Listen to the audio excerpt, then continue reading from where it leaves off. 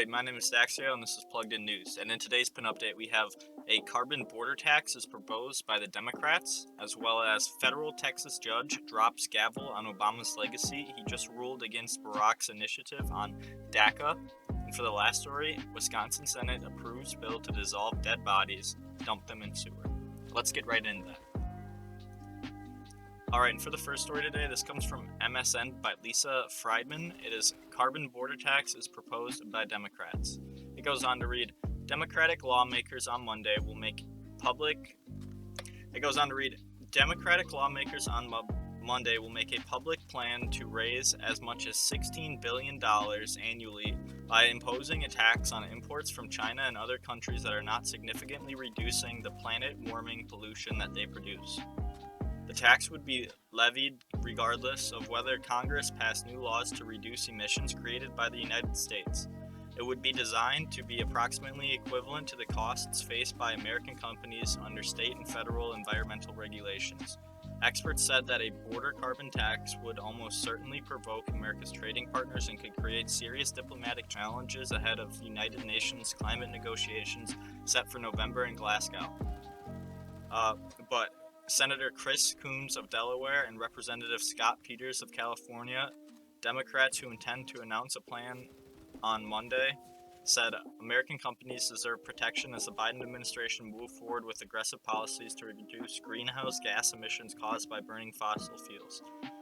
We ensure that U.S. workers and manufacturers aren't left behind and that we have tools to assess global progress on climate commitments, Mr. Coons said.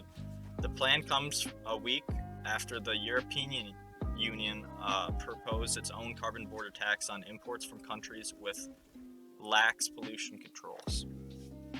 So obviously this is some sort of the global initiative or the new economic order or whatever it was called, because if Europe's doing it right now and they're all doing it and now the US wants to do it, I don't know, it's all. Alright, this next story today comes from the Proud American. It is federal Texas judge drops gavel on Obama's legacy. He just ruled against Barack's initiative on DACA. It goes on to read, in the Joe Biden era, sometimes it seems like all is lost to the far left. But one federal just pushed back against the left's agenda. With D.C. in the hands of Democrats, it falls to states and the courts to uphold American values. We've seen major victories at the federal court level. Some judges have struck huge blows against Biden's agenda. In one particular area, Biden is having trouble his way. Things are going to get even harder for him now after a judge just dropped a gavel on the Obama-era Holy Grail. And this is from Political now.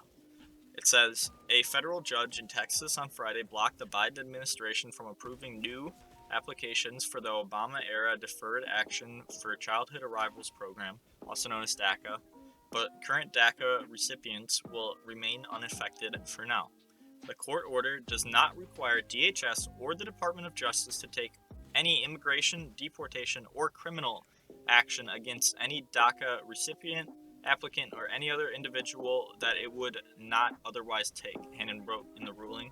A federal judge just ruled against Obama's DACA program, saying that the former president did not have the authority to create it. This effectively makes DACA null and void, but the judge was not going to leave current DACA recipients in the lurch. For now, they can remain in the program and stay in the United States, but this means that new applications cannot be processed. DACA has been a problem since Obama created this program with an unofficial memo. President Trump was determined to end this program with a long-lasting solution. Of course, Democrats refused to negotiate with him, proving they cared more about politics than helping these immigrants, which is true.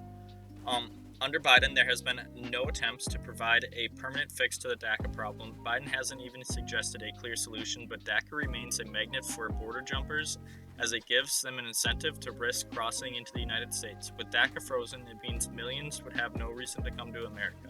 But Biden has already vowed to challenge this ruling, which could result in a Supreme Court ruling.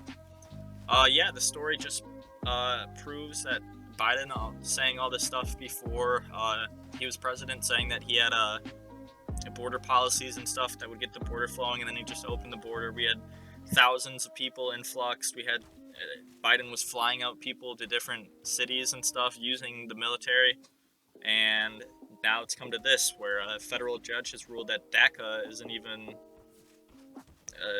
it shouldn't even be ever made, and it should be null and void.